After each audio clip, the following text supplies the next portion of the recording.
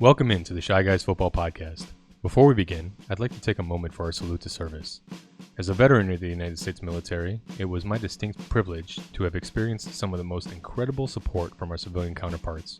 From care packages while we were deployed, to programs that enable us to take care of and provide for our families with a stable foundation while we're away, and everything else that you can imagine, your support has truly been the difference. If you are looking for a way to support our troops or are someone who already has been, then I encourage you to consider some of the following nonprofit organizations. All of them make an incredible difference. Please visit thewoundedwarriorproject.com, the Navy Marine Corps Relief Society at nmcrs.org, the Special Operations Warrior Foundation at specialops.org, freedomservicedogs.org, and hopeforthewoundedwarriors.org. For those who need the help, they deserve it. Let's make sure we take care of our troops.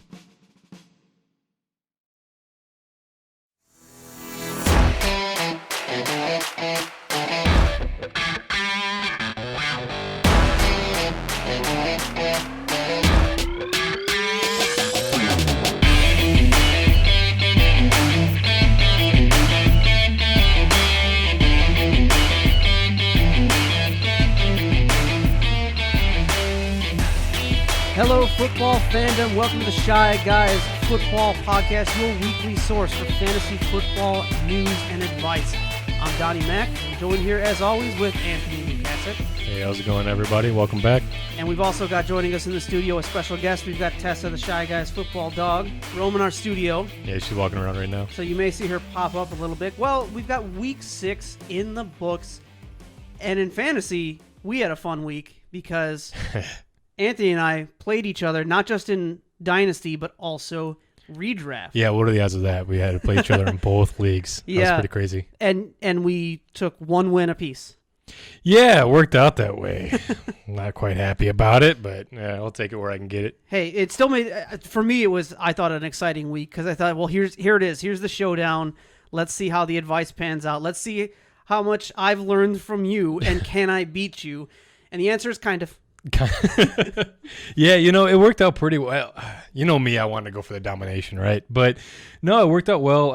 It's funny because with redraft is the league where I've had a ton of injuries. I've been trying to overcome all throughout the start of the season, and it's been tough. It's been tough sledding for me, and so redraft was really the league where I was trying to come up and took league high in points this week. Yeah, I mean, what 143 or something like that. It was great, and Dynasty, I couldn't be prouder of the team that I built in the offseason, and I'm still like I'm crazy about my team. Oh my god, I'm crazy about my team, but they just dumped out of nowhere. Oh man, it's just one of those things. It's just the way the cookie crumbles sometimes. You know what? It happens. There's very little you can do to control that except just, you play it right. You take all the advice, you take all the best strategies you've got, sure, and you start that lineup.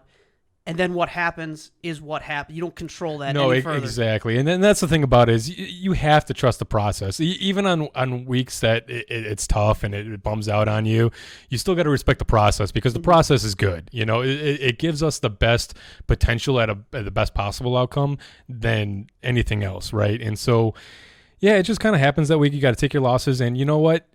Celebrate where you did well. Celebrate, right. Even in the Dynasty League, I had a couple bright spots on my team of things I could be happy about moving forward. Most of the stuff that you can bank on sometimes doesn't always work out. Sometimes you have your off weeks. It happens. But those guys that you were really hoping to take a step forward to make your team even stronger moving forward, those are where you gotta keep your happy moments. Don't get too down about a loss. Fix what needs to be fixed. Trust what needs to be trusted, and go from there. Yeah, and I'm sure that advice will pay off because I'll probably be seeing you in the playoffs come the end of the season. Let's go. Let's do it. That would make for an exciting championship game, huh? Oh, man, I'm hoping for it. Hoping for it. Let's do it. Yeah, well, I'm doing everything I can to make sure this trophy stays right where it is. No, it's coming to my side. Yeah, it's going to be right over here. All right, we'll see. Keep an eye, guys. Keep an eye on how the season goes on this show. See where this trophy ends up next season.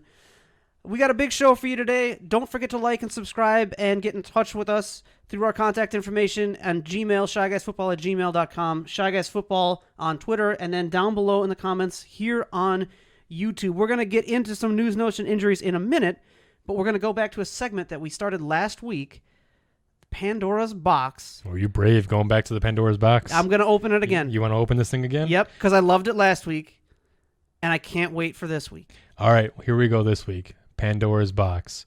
Trade Lamar Jackson for Deshaun Watson. What? There you go. I said it. Do something about it. Lamar Jackson, check this out, guys. His next 6 weeks, we're looking at a bye, Pittsburgh, Indy, New England, Tennessee, and then Pittsburgh again. Okay?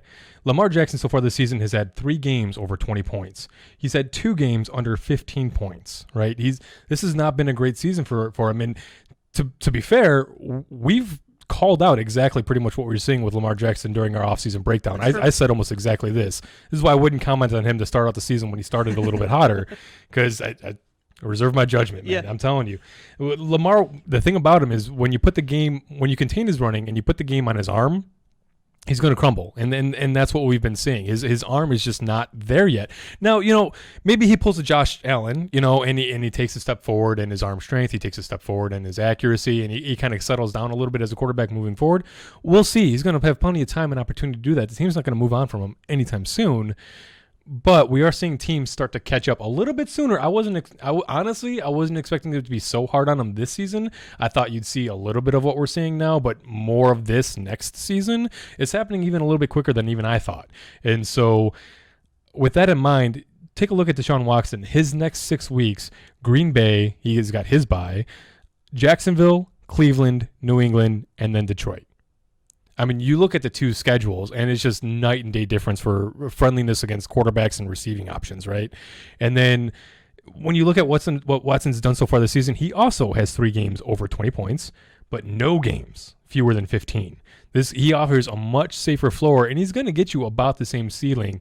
I was calling for Deshaun Watson to have a great season. He started out, a little bit gimpy because of the scheduling, but, now that he's got some more friendly matchups, I'm telling you, Deshaun Watson is going to be tearing it up. Go trade for him now. And the beauty about this part is you might even be able to get a +1. If you're trading Lamar Jackson, you're trading the name, sell it. Sell it to the guy you're talking to, Pump up Lamar Jackson and what he's capable of. Talk about the stats last season, how he was 50 points over, the QB2 for the year at the end of the year. Sell Lamar Jackson, and then with Watson, you could talk about Bill O'Brien getting fired, and then try to get yourself a secondary piece, like a sleeper piece, somebody that the other manager might be a little bit frustrated with. Maybe someone that they were really high on and just continues to disappoint them. Look for targets like that, like Antonio Gibson, Devin Singletary, maybe even Josh Kelly, you might be able to pull off.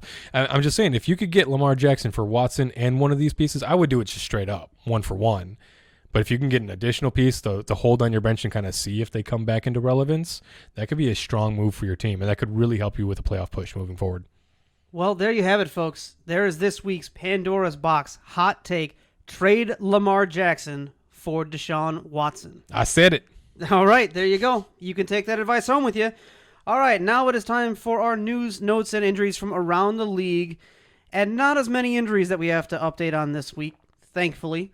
Yeah, because it's short list this week, thank God. But we do have Ertz re-injuring his left ankle, expected to miss for Thursday night this week, as well as Miles Sanders tweaks his knee, also expected to miss Thursday night. Looks like it'd just be the 1 week, though. Boston Scott would be your handcuff, taking the juicy matchup against the Giants. Oh, yeah. So that'll be a nice one. It's like the Kool-Aid Man. Oh, yeah. We've got Dalvin Cook should be back after a bye week for week 8 against the Green Bay. Or Davlin, as I wrote it down in our show script. We've got Tanyan suffered a mild ankle sprain, but came back in the game. Yeah, so, it wasn't too productive. I don't know how much of it was him being hobbled and how much was just Green Bay being stomped. Yeah.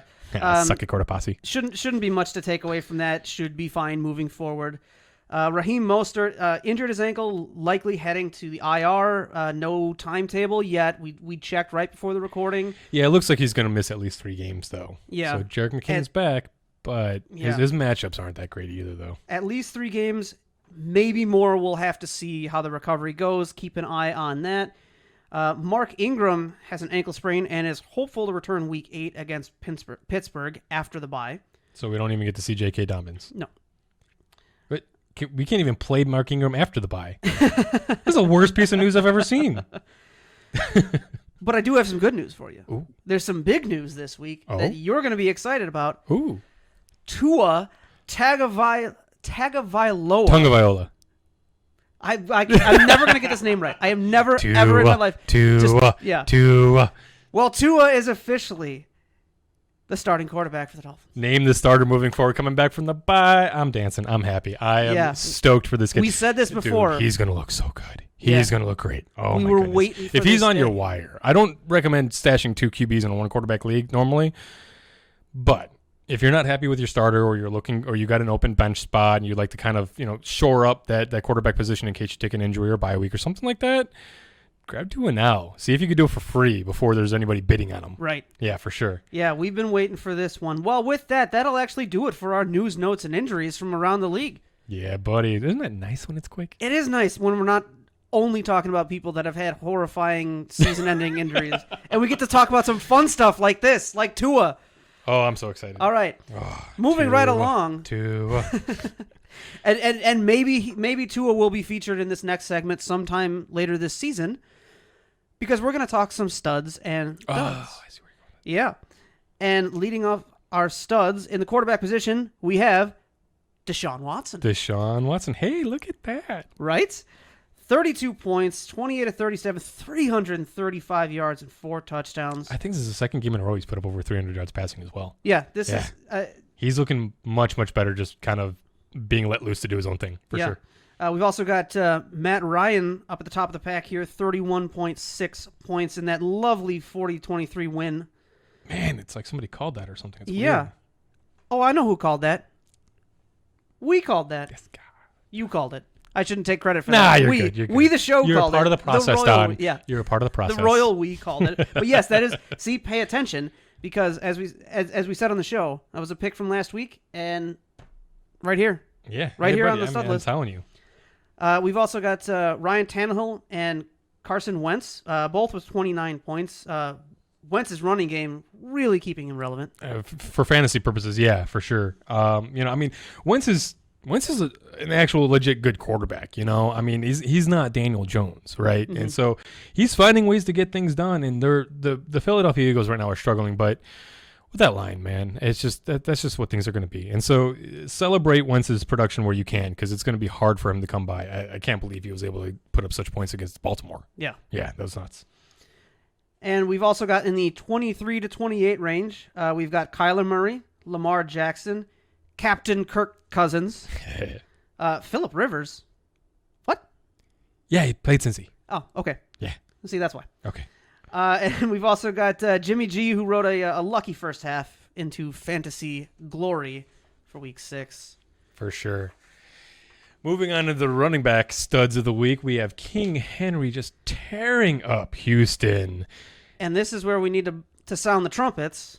Announcing King Henry with 39.4 points, 22 rushes for 212 yards, 2 TDs, adding in another 2 catches on 5 targets for 52 yards.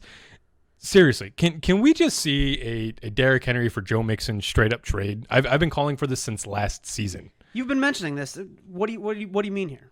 So I know it sounds odd, right? Yeah. Why would you trade one franchise running back for another, right? Just straight up. It just sounds weird, right? When you look at the type of game plans that Cincy likes to run and the type that Tennessee likes to run, Tennessee seems bound and determined to use Derrick Henry as a receiving option at some points. Like, he's going to get targets out of the backfield. He's always going to. They keep trying to use him, and he'll catch 1 or 2, and a lot of times he'll take one of those and go 70 yards to the house for a TD. He does that quite a bit.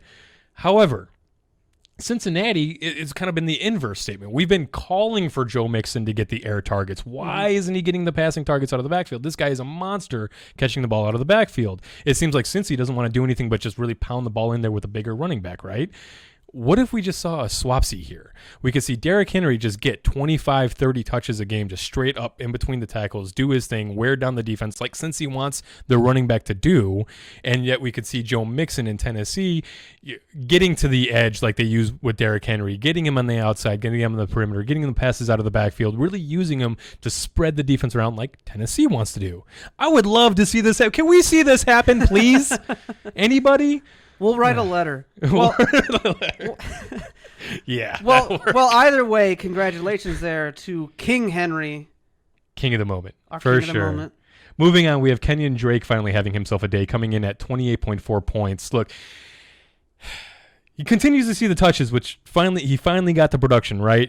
That is encouraging to see. You got to be happy if you're a Drake owner to see this, right? But you also got to be a little bit nervous too, man. I'm going to be honest with you. He didn't really look much better in this game than he has all season long. In this game, what I saw is that he had the lanes to run through, actually. He finally had some green grass in front of him. And, kudos. He got through those holes and got through the lane. So, he did do that, but I wouldn't say that he bursted. He more just kind of made it through, you know? And so with Kenyon Drake, we've been preaching patience and to trust the process with Kenyon Drake for most of the season now, right?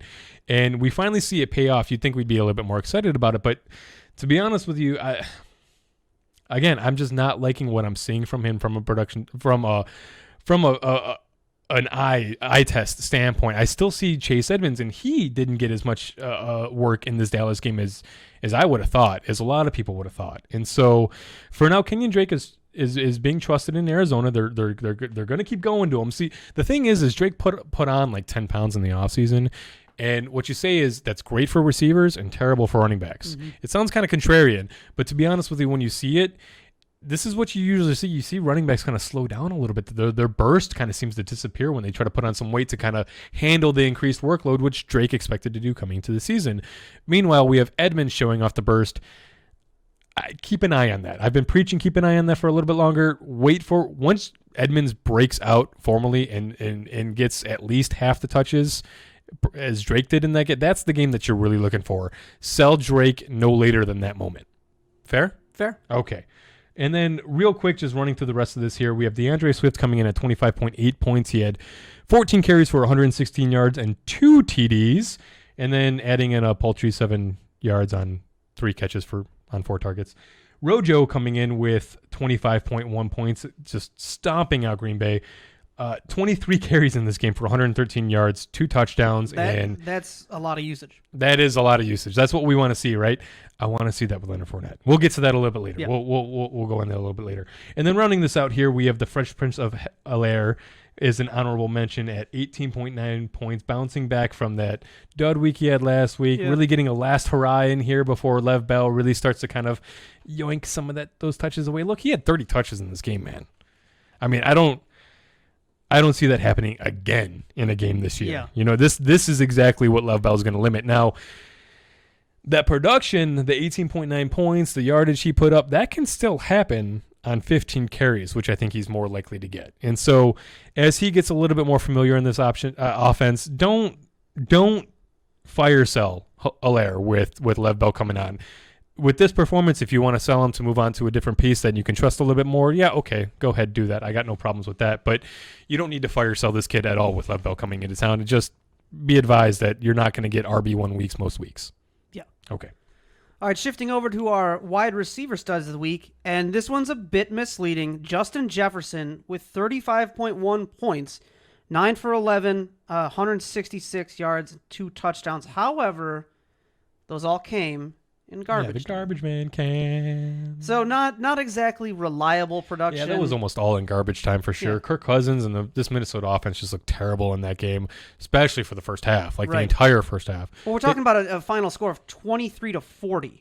Oh, I know. And most of that came in the fourth, the last half of the fourth quarter. Yeah. It was pretty much all garbage time for sure. But, kudos to Atlanta for having a nice bounce back week. Yeah. For sure. I mean, speaking of which. Yeah. Speaking of bounce backs, we have Julio with a nice big return. I was so happy to see this.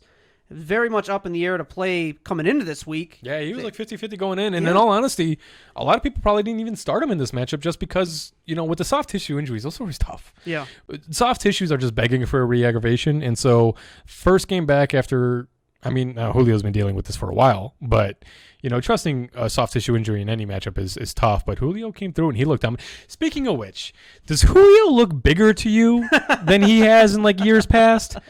Now that I think about it, the past couple of years, he's been a pretty big guy, but I remember him early on in his career looking a lot more like Calvin Ridley and a lot less like DK Metcalf. Now that you mention it, actually, yeah. He's been hitting the gym, man, or something. Yeah. He's going, I want to know what diet this guy's on. Yeah. For sure. Well, he finished this week. He can still move, too. He's still got some jets. Finished a fraction shy of 30 points, 8 of 10 for 137 and 2 touchdowns. And then next week gets Detroit. Yeah, you got to be licking your chops. Oh. Yeah, if you're a Julio owner, you are licking your chops. Yeah, most definitely. We've also got this week Christian Kirk, who's looking a bit like Lieutenant Kirk right now. He's starting to make his way up the ranks. We're getting promoted. He's not a captain yet. He's not Captain Kirk yet, but keep going like this, and who knows? 21.6 points, 2 big touchdowns. I still have him as like a low wide receiver 3, high wide receiver 4 option with upside. This is his upside, right? Yeah. He's going to have these upside games. The problem with him is you can't really predict it. You still have you got DeAndre Hopkins there. Now, if Hopkins goes down and you want to roll with Kirk and hope for it, go for it. I don't know that he's going to do it, but he's definitely got a good shot, right? But with Fitzgerald there and you got the spread offense in Arizona, right. It's just you can't count on anybody other than DeAndre as far as the wide receiving targets in Arizona right now. So yeah. We've also got this week Will Fuller coming in with 21.3 points, continuing to come through this season, has been very reliable. Yeah, which was really the big question about him coming into the year. Yeah. For sure. And I think now we can feel a little more confident. Yeah, if you're a Fuller owner, you got to be really happy about your pick because you got him late. You got him in like the 7th round, right? Yeah. If we were drafting today, he'd be a top 3 round receiver, I think. Yeah, round 3 or 4, something like that. Yeah, for sure. Most definitely. And rounding out our wide receivers for this week, A.J. Brown returning to dominance, 20.1 points. It's good to see him healthy. 2 TDs on 7 targets. Now that's coming up big during the game, right? That's making it happen when it needs to happen. Yeah, for sure. And it's just good to see him healthy. I know, Jake, you got to be happy about this one, right? All right, then moving on to our tight ends. Let's start off here with. Yeah, let's dig through some of these. We got some odd ones here. Anthony's first one. Anthony Ferkser leading the week. 21.3 points. Yeah, filling in for Jonnu Smith. Now, to be fair, okay, so Jonnu went down with the ankle, right? Yeah. And you'd like to say, okay, that's why Ferkser got such the volume and things like that. This really all should have been Jonnu's week. It really wasn't the case, to be honest with you. Jonnu, I want to say, went down in like the 3rd quarter or something like mid 3rd quarter or something like that. Ferkser had already had a TD on the day and over 50 yards, I think, in the first half. And yeah, Ferkser was looking like a great target for Ryan Tannehill. And, he had a ton of targets. I want to say 10, 11 targets in this game. Yeah, it's strange. It's strange. Yeah. I don't want to write him off just because Jonnu ended up getting hurt in this game. Ferkser was starting to perk up even before that. And so was Corey Davis in this game? I want to say Corey Davis might have missed in this game. And so, yeah, keep an eye out for target share type of thing here. Now Ryan Tannehill also threw a lot in this game too. It was a higher scoring game. It was one of those things. Derrick Henry really led the way, and so keep an eye on Ferkser. If Jonnu misses anytime, this guy could absolutely be completely streamable moving for as long as Jonnu misses. I'd like to see what he does with Jonnu in the lineup and just kind of see what the target share shakes out to be. I don't know if this was a blip or what, right. But it looked really odd. But Ferkser looked good, and so you have to keep an eye on it. Most definitely. George Kittle, there's the familiar name. Right. 20.4 points, 10 targets, 7 catches for over 100 yards, and 1 TD. Trey Burton is the other surprise name here. Right. What? 19.9 points on the day, picking up 2 TDs, and one of them on being on the ground. You took it from the Wildcat formation on the goal line carry. Yeah, I was watching those numbers, the points just rack up over the course of that game and just being completely floored. Yeah, where did this come from? Well, it's gotten no less than 5 targets a game for the last 3 weeks. That's That's some determination. Yeah, he's been being. Moelle Cox came out hot, right? As the Gigantor, the big red zone target, and everybody's we're finally seeing them use Gigantor because he's been on the team for a couple of years, and we've all just been kind of holding our breath, waiting for it, and it finally looked like he might get the time, and then Trey Burton comes off the injury, and all of a sudden Moelle Cox is completely irrelevant for football again. I don't get it, and Frank Reich just seems bound and determined to use Trey Burton as a target for this offense, and I'm not really quite sure why. I mean, he's quick, he runs decent routes, but to be honest with you, he's not particularly spectacular. If the game is on the line, you know what I'm saying? You got one play left to go, you got one target to throw to, it's got to be in the end zone, it's got to be a catch. Trey Burton is not the guy that I'm, betting my franchise on. You know what I'm saying? It's not the top of the list. It's weird that he's getting so much utilization, but then Jack Doyle got some too. Jack Doyle came up with the TD. He got hurt. I don't know the news specifically on that. It didn't look like anything big. It looked like he just got the wind knocked out of him. I haven't looked into that yet, but be that as it may, you got weird, inconsistent targets all over the place in Indianapolis. You got T.Y. Hilton. You got Zach Pascal. What do you do with these guys? To be honest with you, for me, Zach Pascal in a deep league might be the one, might be the only one. If you're in a deep league or maybe like a tight end heavy league, they got those leagues as well. Then maybe you might want to roster Trey Burton as like a second guy, but man, it's tough to even. It all just sounds like a position I don't want to be put in. Exactly. It's like these are the types of players that I just need to know the answer to this. Let somebody else deal with that. Figure out when they can send them, play them, and deal with the bust that you get out of it. Let somebody else deal with it. This is just too many flags, and there's some fantasy production to be had here, but I just don't know how reliable any of it is. I don't want to be betting my season on it for sure. Right. Well, there's some other names that you might be able to at this position. You can bet it on Travis Kelce. He ended up with 19 points. Always a reliable monster. Oh, absolutely. And then Darren Fells has actually been pretty reliable this season as well. The Gronk coming in and Hayden Hurst all hit as streaming options this week as well. Over 13 points for all of them. Yeah. For sure. Not bad at all. Well, that'll do it for the Week 6 studs. But they can't all be winners. And now we have to talk about some of those duds that came in. The losers. And at the quarterback position, leading us off, Drew Lock, 4.46. 10 of 24 for 189 yards, but 2 interceptions, and that'll kill you. And then having a Week 7 going into Kansas City. Yeah, not a prominent return to action for Drew Lock here. Maintain patience. He's not ready to go quite yet, but he's got some good options on his team, so he's going to have some kind of fantasy relevance. He's good for a bye week injury filler, streamer type of guy. You shouldn't be counting on this guy. Right. Speaking of guys you shouldn't count on. Yeah, speaking of someone else that hopefully you haven't been trying to stream, Joe Flacco, and his 5.4 points should pretty much tell you why you shouldn't continue to stream him. For sure. I mean, Darnold will be coming back soon enough anyway. I don't know how many more weeks Joe Flacco is in, but if he's playing, I'm still not trusting any Jets outside of Carter. Right. Got to get louder with Carter. Here's a name that's going to make some shy guys happy and some of our local fans happy, but some of the guys in our league maybe not so happy. Aaron Rodgers, and this could very well be one of the only times you see his name in this part of the list. Yeah, in the pooped season. in his big boy pants. Oh, did he? Oh, did he ever? 5.8 points. Listen, he just got battered and beaten up. That Bucs defense this week they got him flustered early and kept him there. And Bears, take notes. It's coming up. We need a repeat of that against this team when we face them. Twice. And then finally, Baker. Playing hurt, only managed a meager 7.3 against Pittsburgh. Playing hurt, it happens. Yeah, I mean, Odell missed some practices with the illness as well, non-COVID related. You had a lot of bad things going on leading into the week, and they all just kind of came to fruition and just came up for a dumpster fire for Cleveland in general. Yeah, it just didn't look good, man. Yeah.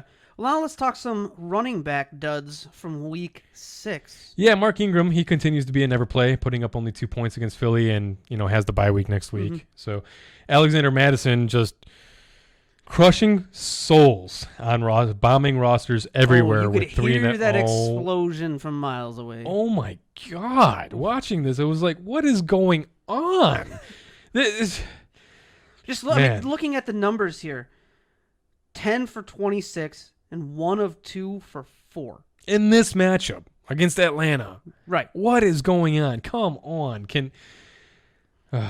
Yeah. I'm just, you know what? I'm so upset. I'm just moving on. Devin Singletary only managing 5 points against KC. That's 2 dumpers in a row. Mm-hmm. Devonta Freeman and Kareem Hunt both struggling under 7 points with this staggering offenses this week. Gross. Gross all around. Yeah. You, get it away. Yeah. Looking at some of our wide receiver duds this week, Mike Evans, 1.5 points, only 2 targets in the blowout.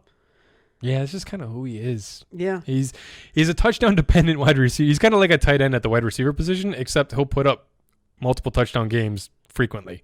So yeah. Here's one that I want to talk about.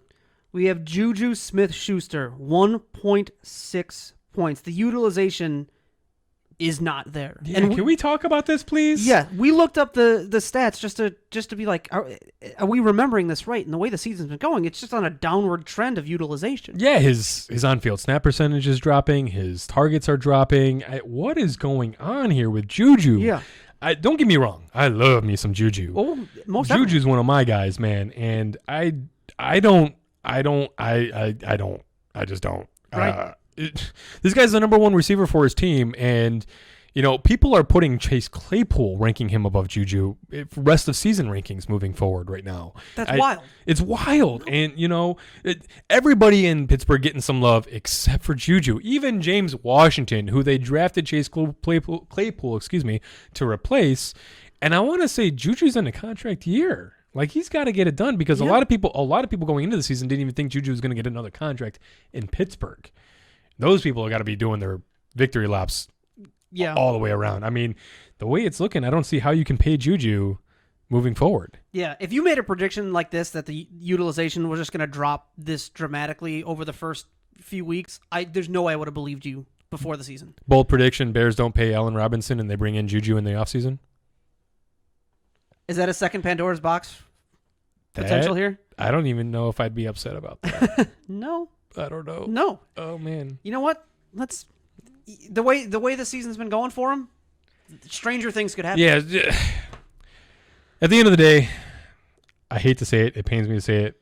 But if you can get away from it, don't play Juju. That's all we can really take away from it right now. He's got to prove it. He's got to prove that he's going to still get it done in this offense moving forward. And not even like one blow-up week. Give me one monster week, and okay. Give me 2 weeks of like 15, 16 points. I'm pretty then I'm pretty okay. But he's got to literally come back to the other side of the spectrum now. Yeah. He's all that slack has been used. It's gone. Yeah. So that's a name that hurt you to see on here. Here's a name that hurts me to see on here. Cooper Kupp. Yeah, suck it. I mean, it's only fair that both of us have to see a name on here. And from some of our favorite wide receivers too. Yeah. Just not able to produce much. On 9 targets, and only reeling in 3 of those, and only for 11 yards. Yeah, you know what? I know I called one of my wrong calls last week was Cooper Kupp versus Robert Woods. I know I called Cooper. He got 9 targets. Right. Okay, the opportunity was there. Yeah. The rest, that's on him. Don't yell at me for that. That's on him. Come on. I don't think you can. He got 9 targets, bro. Come on. Yeah. They tried. They gave him every opportunity to have a game, and he decided not to. Yeah. He just, you know what? I'm not playing today. Yeah. I'm taking my ball and I'm going home. All right. Well, some of our other wide receiver duds this week: Julian Edelman, Michael Gallup, and Jerry Jeudy, all struggling to get anything. All going under 5 points this week. So far, that's been the story of the season for these guys. Yeah. And then Devontae Parker with 5 points. Dolphins, I mean, they didn't need him to connect on any of this. 8 targets. They did not need any production out of him really to smash these Jets because the game ended 24-0. Doing okay over there, buddy? Yeah. No, I'm struggling. See? Yeah. This podcasting thing. Yeah. It's for the birds. I'm having a Juju week. Yeah. Oh my goodness! Sorry, I had to get that one away from the mic.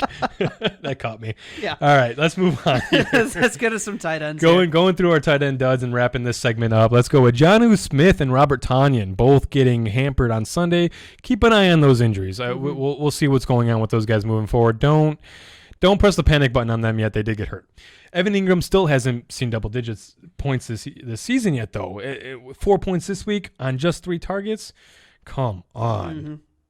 Man, you got to be upset with Evan Ingram.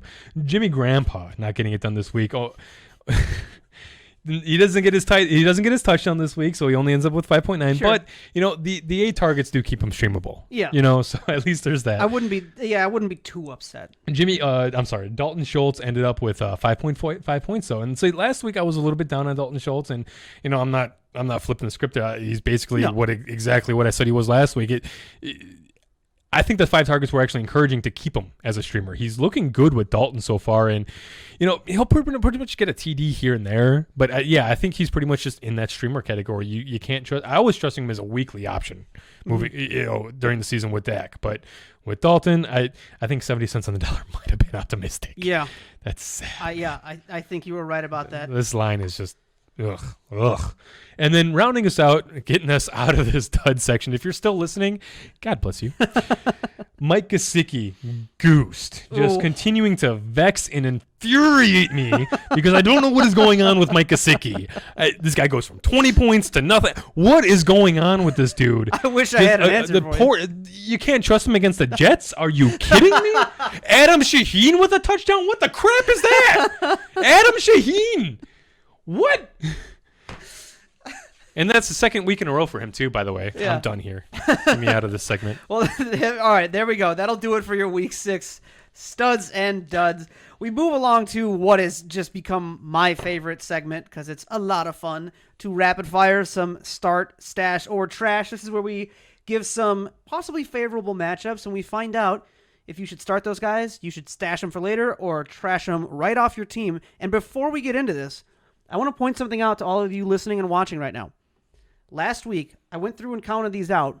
Aside from the ones that we had in the list that were either gimmies or got mentioned, but it was shifted COVID bye weeks or what have you, sure. or injuries that, of the remaining 21 start, stash, or trash picks we had last week, only 4 of them did not pan out how you said they were going to. Get some. So that's buddy. So pay attention because what you hear right here is gonna pay off. The analysis coming out of that side of the table in particular is going to win you leagues. This is why you tune into us, man. This is why you tune into us. We're gonna help you win your seasons. I'm not joking here. Yeah, all you got to do is get to the playoffs, right? Exactly. You get a winning record, get to the playoffs. Anything can happen. Mm-hmm. As you've seen so far this year, if you're new to fantasy football, this is what happens. Things go up, things go down. You really can't predict anything. So it's really just about finding the best probabilities and things like that. Well, that's what we do, baby. That's why we're here, and that's how we're helping you, okay? We'll just wait for the week until I get like one more wrong call than I get right. They won't stop here. I won't stop hearing it. Yeah. I bet you.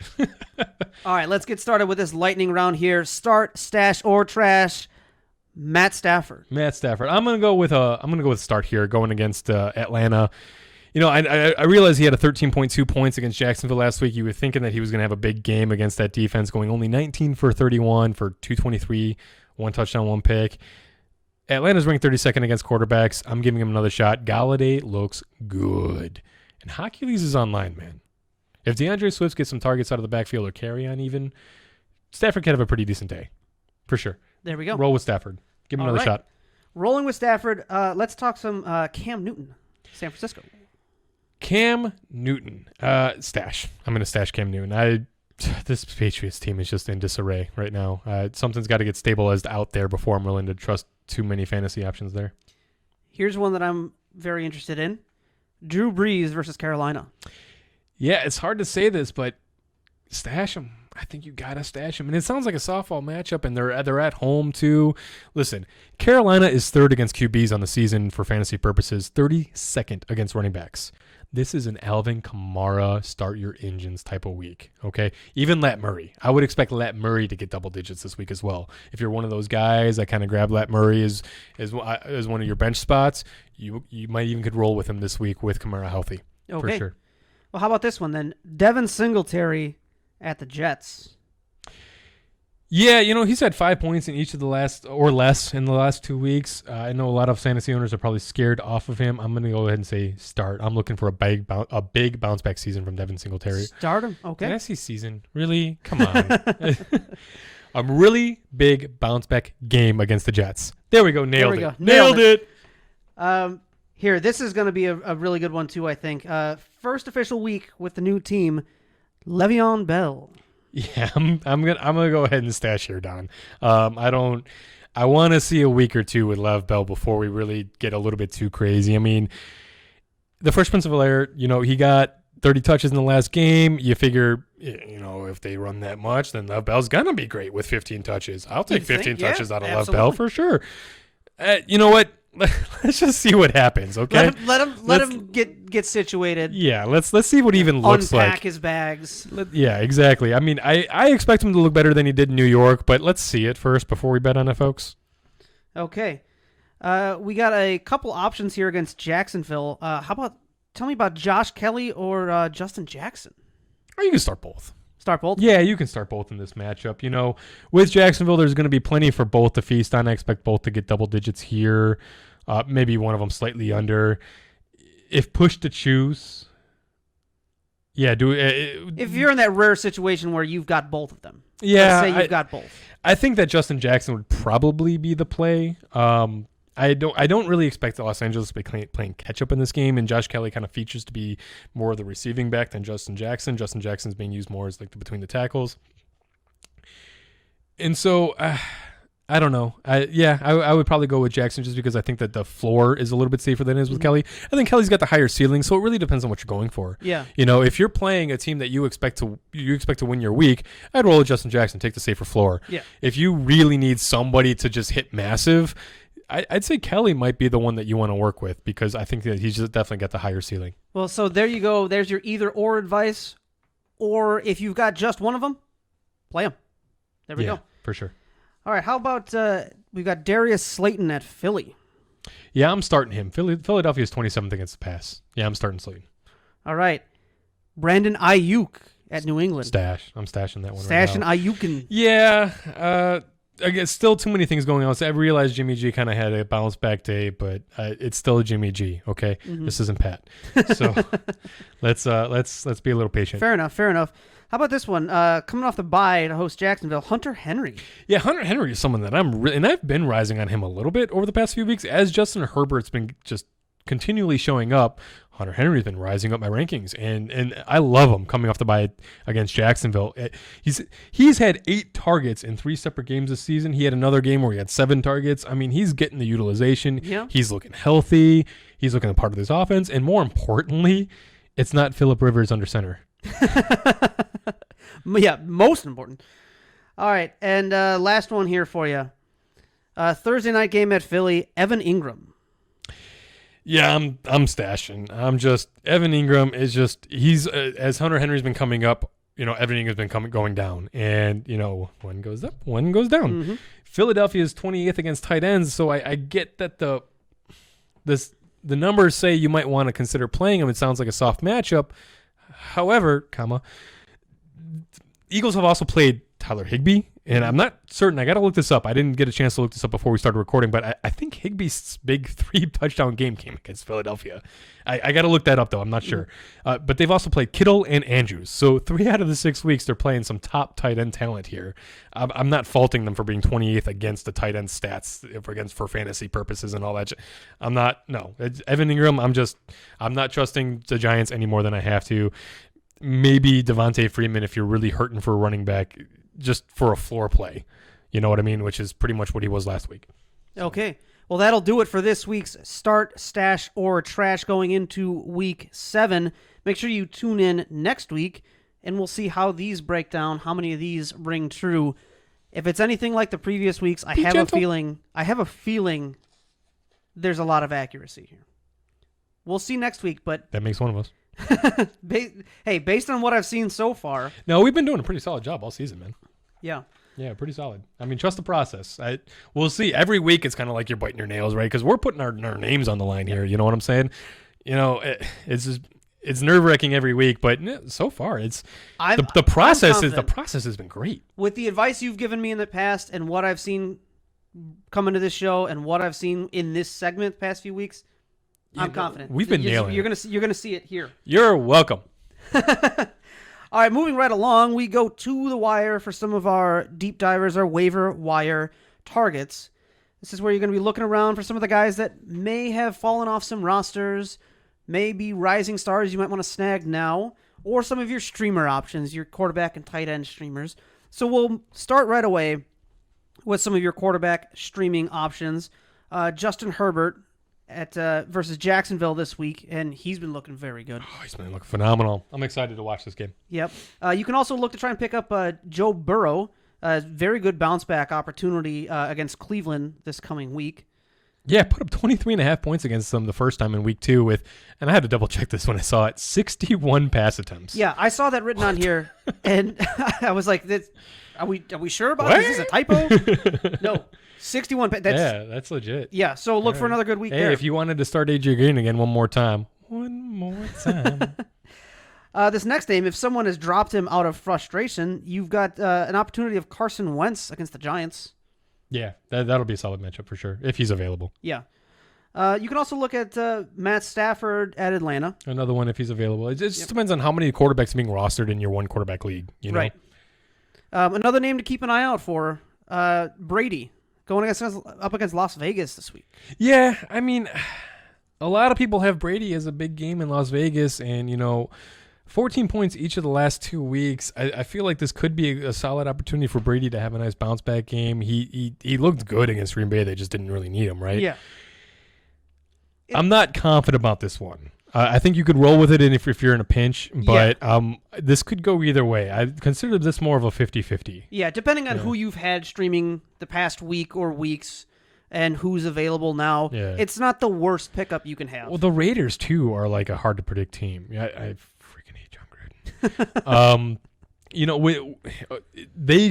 Either they show up and just dominate, a la the Kansas City Chiefs game, or they just never came out of the locker room and you're like, what am I doing with any of these pieces? You know what I mean? Yeah. So we'll see which Las Vegas team we get, but they have the capability of putting up pressure on Tom Brady, and that's, as we all know, what it takes to get him off his game. And so they have the capabilities. Now it's whether or not they get that part done. And so we'll see, because they've been hit or miss on that. Yeah. And finally, we need to mention it here because a popular streaming choice at the quarterback position that we do not advise this week. Right. With Teddy Bridgewater in New Orleans.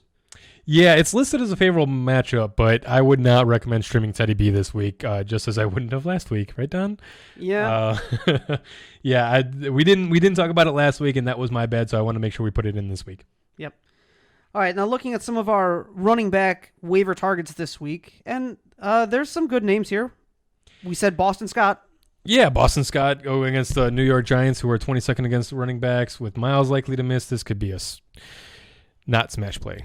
Don't get your hopes up too high, guys. Okay, We've seen Boston Scott play without Miles Sanders, and he barely got any work, right? You got Corey Clement there as well. Now, it's mostly that Eagles line, right? So if you're in a pinch, you can play Boston Scott. It is the Giants, so it is a soft matchup. Now, whereas this would be a matchup I'd be licking my chops as a Miles Sanders, and I am a Miles Sanders owner, right? I'm really annoyed that I don't get to have him for this game.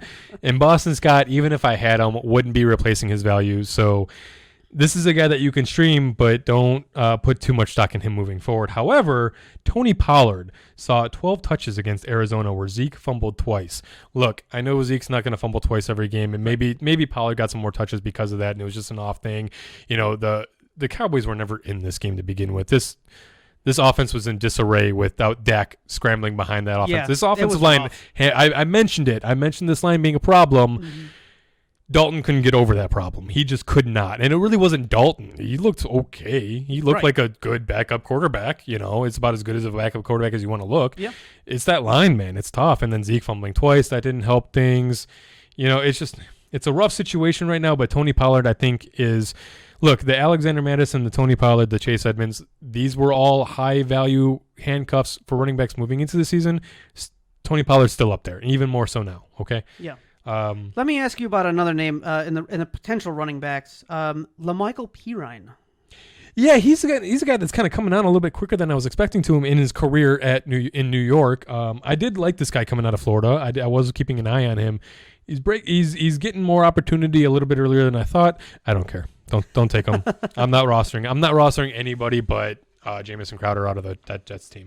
Okay. Well, let's talk some wide receivers then. And the first name I have on the list here is Cole Beasley.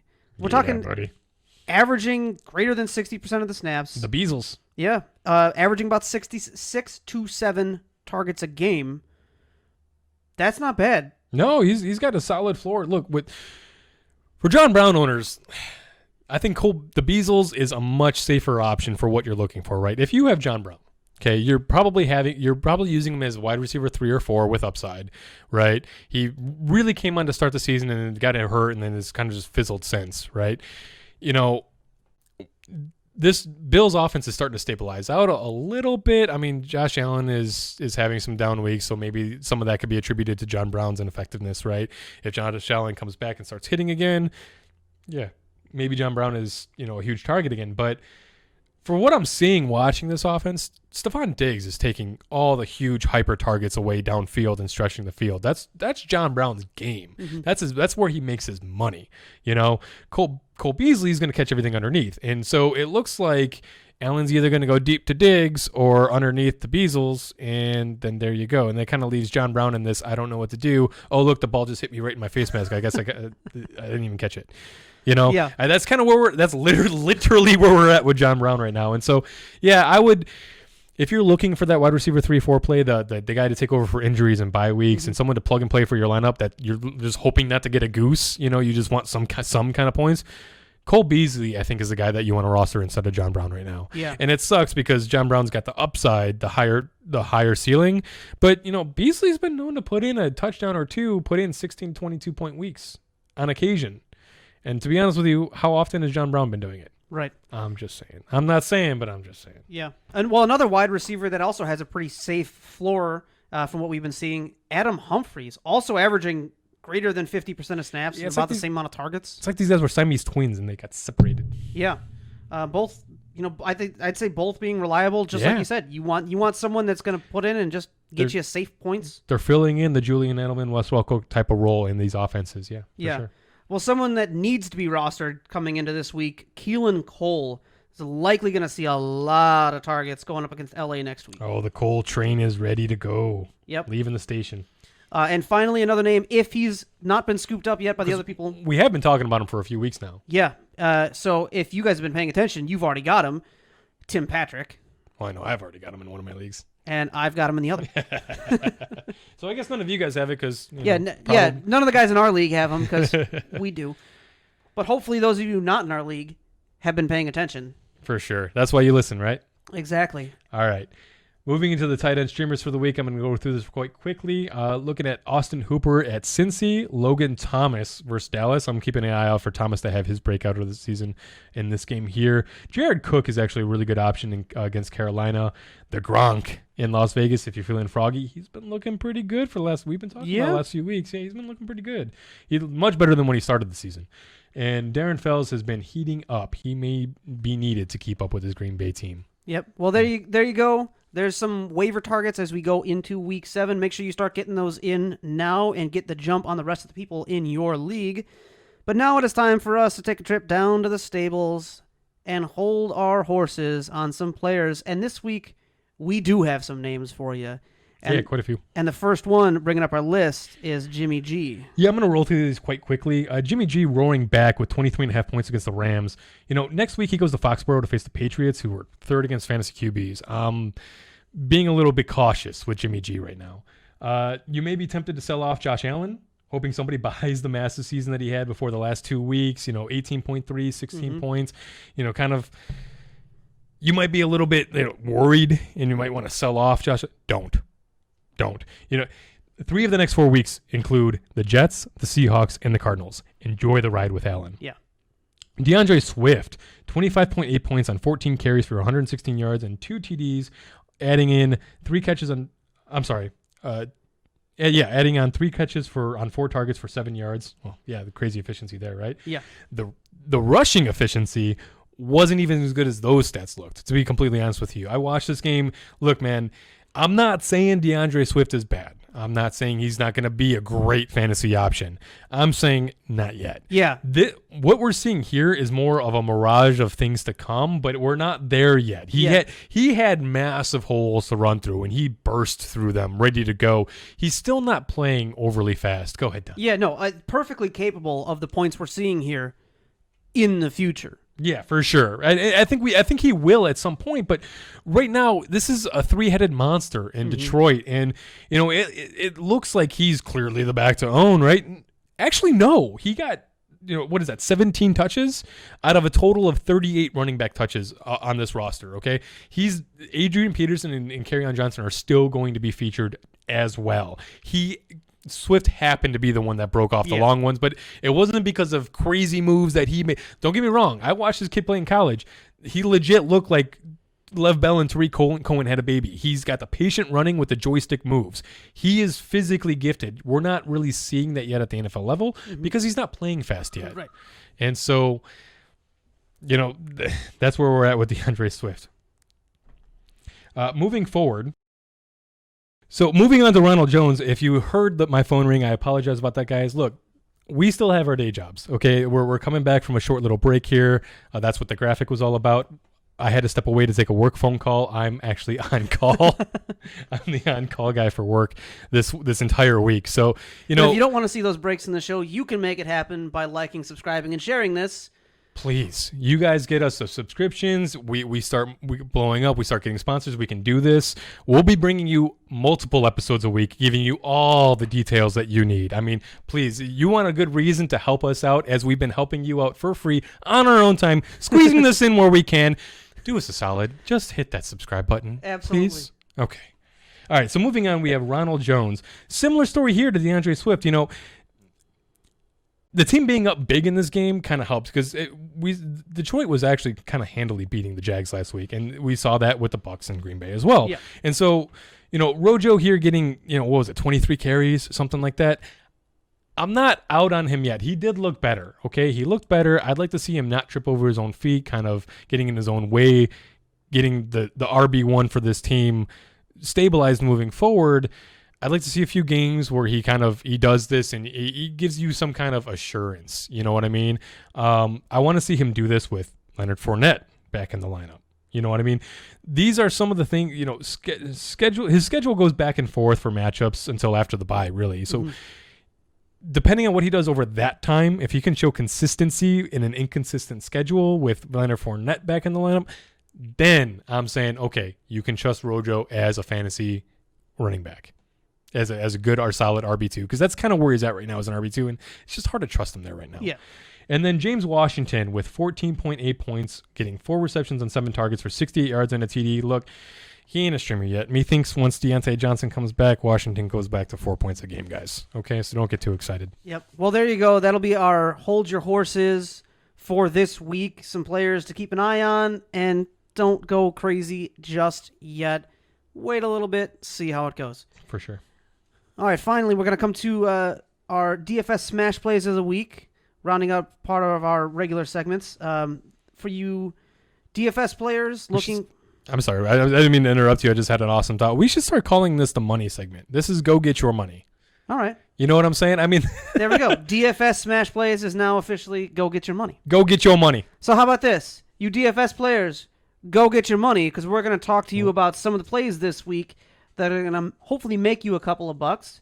And if that happens to be the case, you need to come back here and at least like, subscribe, and share this video for making you some money. For sure. I think that's only fair. Let us know how much you get. That's to. only fair. I'm just kind of curious. Yeah, exactly. We'd love to hear that. All right. Run through us. We got a couple of picks this week. And if you don't know, by the way, why I don't do DFS, it's just because I don't enjoy gambling. Yeah. I just don't enjoy it. There's no joy in it for me. Even when I win, I'm like, I should have won. You know what I mean? Right. So it's like there's only downside for me. Right. Justin Herbert versus Jacksonville. That's going to be the QB streamer for the week for you. Super Camario versus Carolina or Aaron Jones against Houston. Both of them will be great. In all honesty, you should pay up for both. If you want a cheap option, Devin Singletary against the Jets. That's my bounce back. He should be pretty cheap this week, too. I like Ridley a lot this week for a monster game against the Lions. And Fulgham From now on, by the way, Travis Fulgham, his name is now Fulham. Because clearly I have an issue pronouncing Fulgham. Yeah. Right? So it's just Fulham because he's played 3 games in the NFL so far. Yeah. 3 games. And the dude has gone full ham in each of the games. This is a Fulham guy. Mark it. Cheap option against the Giants. Hockley's and Hunter Henry round out my tight end picks for the week.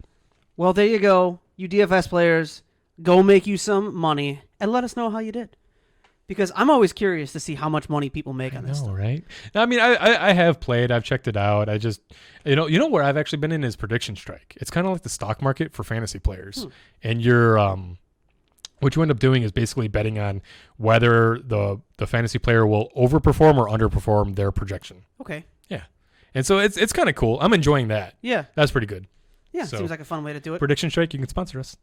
Just saying. We're here. You know how to get a hold of us. We have 20 viewers. We'll have the Chiron at the end. You'll see it. All right. Well, now it's time, again, as always, being the Shy Guys, we got to talk about our lovely hometown Chicago Bears with Anthony's hometown corner for week 6. Yeah, buddy. Take it away. Monday night in LA, the stage will be set. If Foles fails to establish a rhythm in this one, it's going to turn into a very, very long night for this Bears offense. The Rams defense is beatable, but if you don't keep them on their heels, then they're just going to bring the pressure and get all up in Foles' face. They're going to be there all game long. You really got to get them back on their heels, get them reeling. Aaron Donald, we saw last week, he got kind of gasped towards the end of the game. They were beat. Flat out, they were just beat. And that's what we got to do too. And scheming is only going to get naggy so far here. Foles has to be able to read the defenses and every single play and locate Aaron Donald and get the ball out quick. Okay?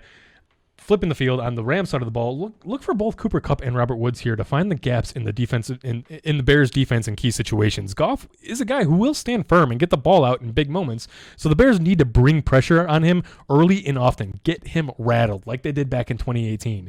And he put up -6 points or something like that. It was bad, man. One of those game-changing defensive plays will be crucial in this game, and whichever team gets it, they're going to be the one to pull this one out.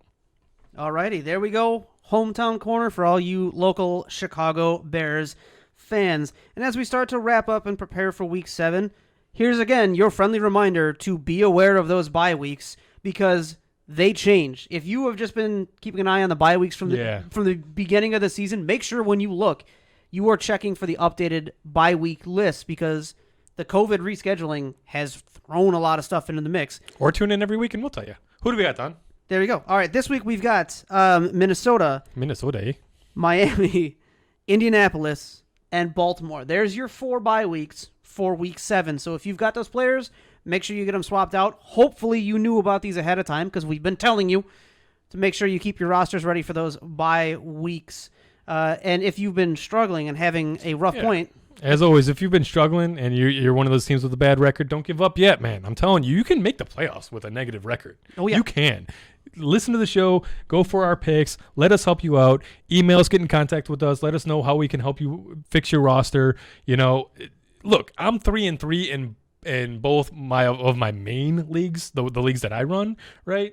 And I ain't even sweating it. No. Not even sweating. I'm waiting for my team to get healthy because they've been all banged up, and I'm going to start to dominate. It's going to be great. Exactly. Like we've said before, all you have to do is make it to the playoffs, and then everything changes because then your record don't matter. Yeah, it's just win or go home. Now you're in the bracket. Anything can happen. Anything can happen. That's all you got to do. All right, well, that will bring another episode of the Shy Guys Football, another action-packed, very energetic, very fun episode of the Shy Guys Football Podcast to a close as we put a bow on week 6 and look forward to week 7. We want to remind you to get in touch with us if you have any questions, if you would like to provide any content that to be featured in, say, our lightning round, or if you have a question on some DFS stuff, please let us know. You can get in touch with us by emailing us, shyguysfootball@gmail.com. You can tweet at us at shyguysfootball on Twitter. Where's my dog? Oh, she's back over there. Right back here. Yep. Come here, baby. And you can leave a comment down below on YouTube and comment there to get in touch with us. And don't forget to like and subscribe and share the video around. we have some prizes coming in for our subscriber giveaway, so make sure you stay tuned. When we hit those magic numbers, we will start to give some of those prizes out to you for doing nothing but liking and supporting and watching this show. It is just that easy. With that, we will see you next week. Peace out. Good luck.